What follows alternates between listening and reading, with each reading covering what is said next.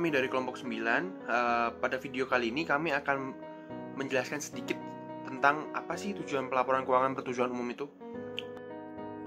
Pelaporan keuangan bertujuan umum digunakan sebagai dasar dari kerangka konseptual yang mengalir secara logis dari tujuannya. Dengan demikian, tujuan dari pelaporan keuangan bertujuan umum adalah untuk memberikan informasi keuangan mengenai entitas pelapor yang berguna bagi investor saat ini, investor potensial, pemberi pinjaman, serta kreditur lainnya dalam mengambil keputusan tentang penyediaan sumber daya kepada entitas.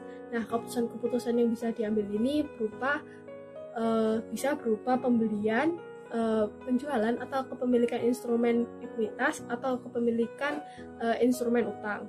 Nah, selain itu juga bisa untuk penyediaan dan penyelesaian pinjaman dan bentuk kredit lainnya. Nah, keputusan-keputusan ini itu akan berkorelasi pada imbal hasil yang diharapkan oleh investor saat ini, investor potensial, pemberi pinjaman, serta kreditur lainnya. Nah, contoh yang diharapkan adalah dividen, pembayaran pokok dan bunga, atau kenaikan harga pasar.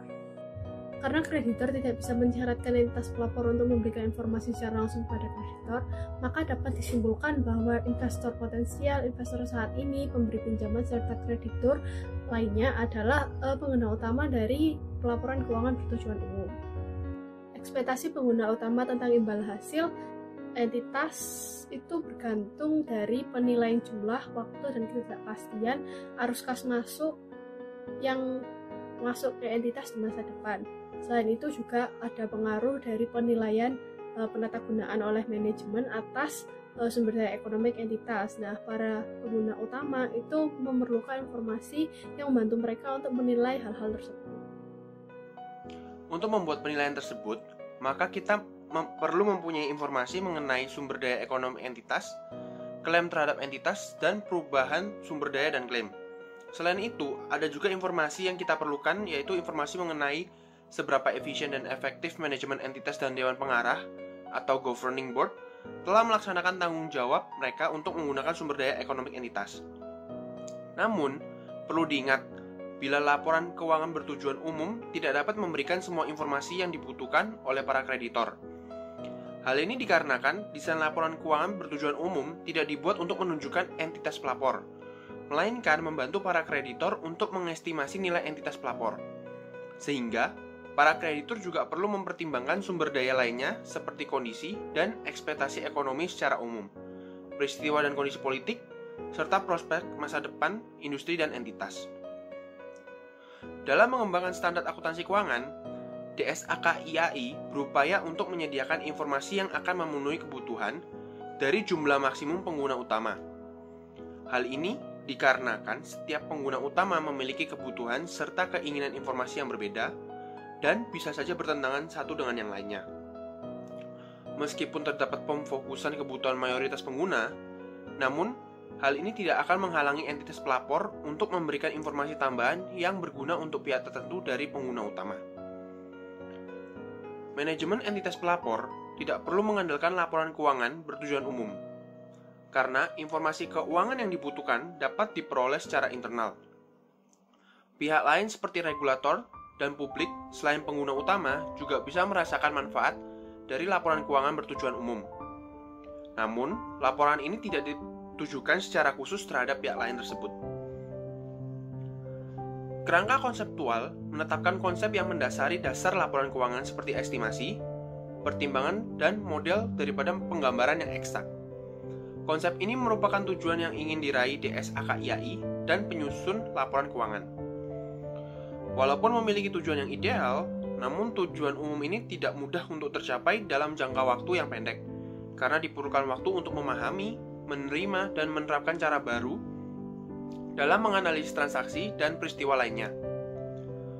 Namun, tujuan ini tetap menjadi penting karena penetapan arah yang ingin dicapai itu penting jika ingin kegunaan laporan keuangan berkembang dan meningkat.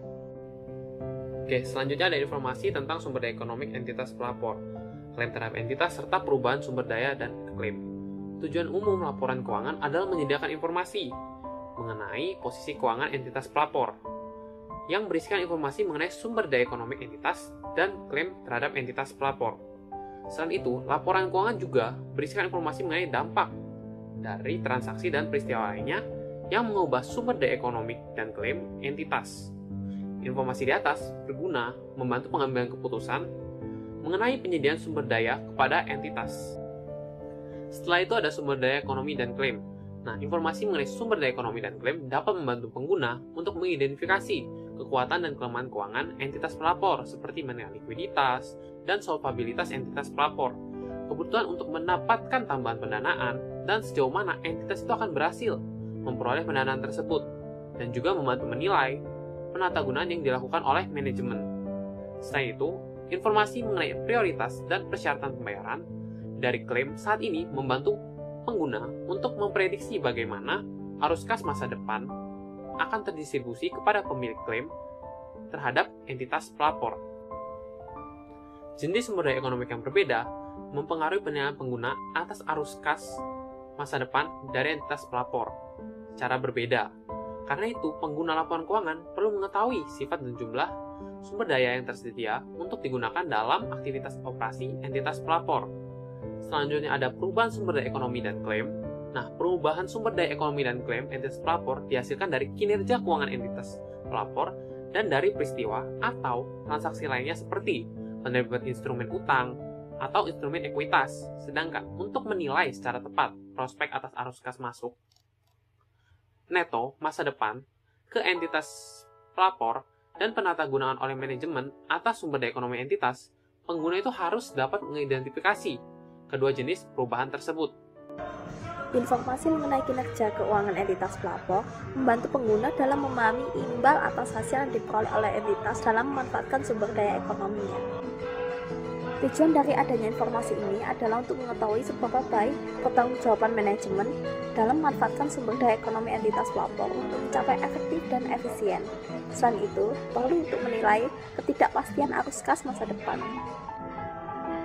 Untuk itu, informasi ini berguna sebagai prediksi atas imbal hasil masa depan entitas dalam menggunakan sumber daya ekonominya. Kinerja keuangan terefleksikan oleh akuntansi akrual. Akuntansi akrual menunjukkan dampak atas transaksi yang terjadi, peristiwa, kondisi lainnya yang terkait dengan sumber daya ekonomi, dan klaim entitas pelapor pada periode dampak itu terjadi. Hal ini penting karena informasi ini memberikan dasar yang lebih baik dalam menilai kinerja masa lalu dan masa depan entitas, dibandingkan jika informasi ini hanya berisi mengenai pembayaran dan penerimaan kas selama periode tersebut. Informasi ini terefleksikan dari adanya perubahan sumber daya ekonomi dan klaim selain dari sumber daya tambahan langsung dari investor dan kreditor yang berfungsi sebagai 3 hal.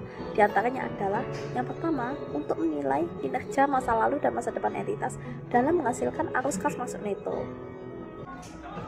Yang kedua, melihat sejauh mana entitas pelapor telah meningkatkan sumber daya ekonomi yang ada dan kemampuannya untuk menghasilkan arus kas masuk melalui aktivitas operasi. Dan yang ketiga, melihat sejauh mana peristiwa seperti perubahan harga pasar atau suku bunga telah berhasil menambah atau mengurangi sumber daya ekonomi dan klaim dan memengaruhi entitas dalam menghasilkan arus kas masuk neto. Saya akan menjelaskan tentang informasi keuangan terefleksikan oleh arus kas masa lalu. Informasi arus kas selama periode tertentu membantu pengguna untuk mengetahui tata kelola manajemen dalam 6 hal. Yang pertama, memperoleh dan menggunakan kas, seperti pinjaman, pembayaran utang, dividen kas, atau distribusi kas lainnya. Yang kedua, memahami aktivitas operasi entitas pelapor. Yang ketiga, menilai likuiditas dan solvabilitas. Yang keempat, menilai kemampuan entitas menghasilkan arus kas masuk neto di masa depan. Yang kelima, mengevaluasi aktivitas pendanaan dan investasi. Yang keenam, menginterpretasikan informasi lain mengenai kinerja keuangan. Selanjutnya, saya akan menjelaskan perubahan pada sumber daya ekonomi dan klaim yang tidak berasal dari kinerja keuangan.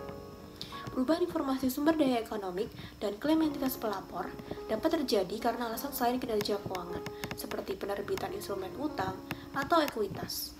Perubahan ini bertujuan agar pengguna memahami alasan di balik perubahan yang terjadi dan implikasinya terhadap kinerja keuangan di masa mendatang. Materi selanjutnya yaitu informasi tentang penggunaan sumber daya ekonomi entitas. Informasi penggunaan sumber daya ekonomi entitas mampu membantu pengguna untuk mengevaluasi 3 aktivitas, Yang pertama, menilai seberapa efisien dan efektif penata gunaan manajemen atas sumber daya ekonomi. Yang kedua, memprediksi penggunaan sumber daya ekonomi entitas di periode mendatang. Dan yang terakhir, menilai prospek entitas atas arus kas masuk neto masa depan. Manajemen entitas bertanggung jawab melindungi sumber daya tersebut dari pengaruh faktor ekonomik yang tidak menguntungkan, seperti perubahan harga dan teknologi, serta memastikan entitas mematuhi hukum, peraturan, dan ketentuan kontraktual yang berlaku.